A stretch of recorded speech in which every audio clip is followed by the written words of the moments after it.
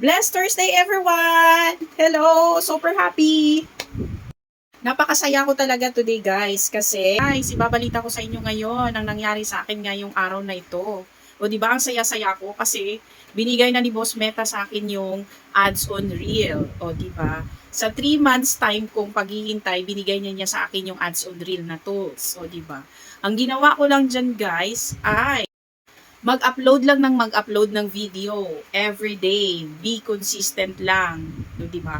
Yan lang ginagawa ko, guys. Be consistent, upload ng video every day, o 'di ba? 3 to 5 videos. Kasi approve na rin ako ng in-stream ads na tools. So nagumagawa din ako every day ng long video.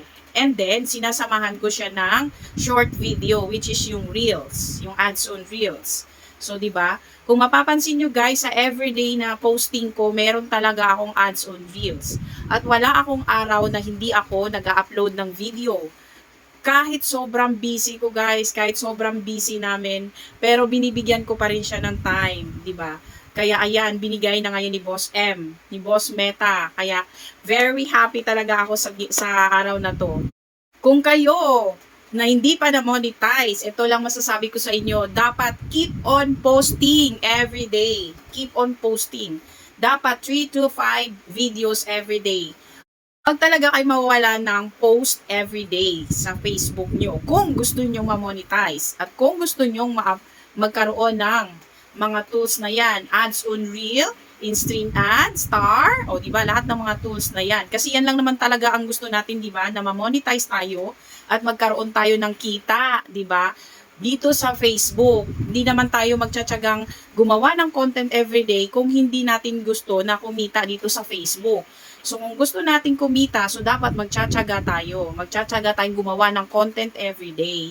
So nagbunga na talaga, guys, yung paghihirap ko, o di ba? Nagbunga na talaga siya at binigay na ni Boss Meta. Thank you, Boss Meta. So ano pang hinihintay nyo, guys? Mag-post na kayo ng mag-post everyday. Yun lang yun. At kung matagal man kayong naghihintay na ma-monetize, huwag kayo mawala ng pag-asa. Basta keep on posting lang talaga at huwag talagang lumabag sa community standard ni Boss Meta, di ba?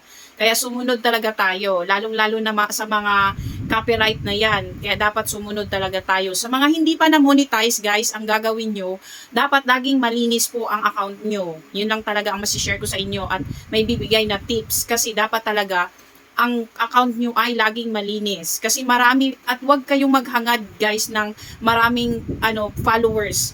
Ang hangarin nyo ay maraming viewers. Yun lang talaga.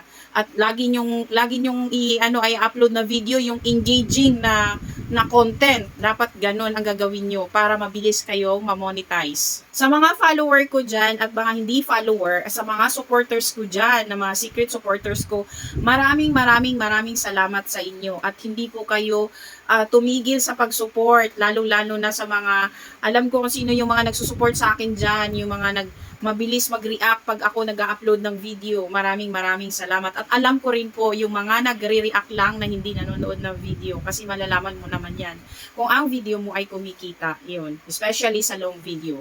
Pero nagpapasalamat pa rin ako sa inyong lahat dahil sa inyo na monetize ako or napagbigyan ako ni Boss M sa aking hinahangad na ads on reel. Lahat naman tayo gusto natin yun, di ba?